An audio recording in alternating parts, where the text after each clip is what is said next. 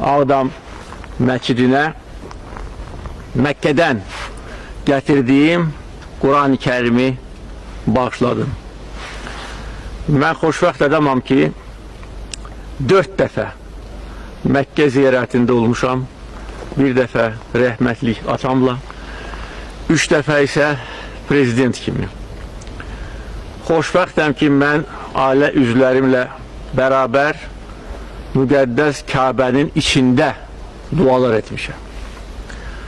Və hər bir insanın ürəyində nə varsa mənim ürəyimdə də eyni duyğulardır.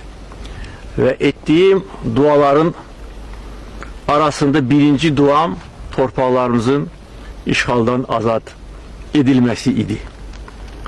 Allah'tan xahiş edirdim ki, mənə güc versin ki, biz torpaqları işğalçılardan azad edək. O xoşbəxtliyi bizə nəsib etsin. Biz yenə də dədə-baba torpağımıza qayıdaq. Və bugün burada vandallar tərəfindən dağılmış məscidin önündə deyirəm ki, xoşbəxt adamam.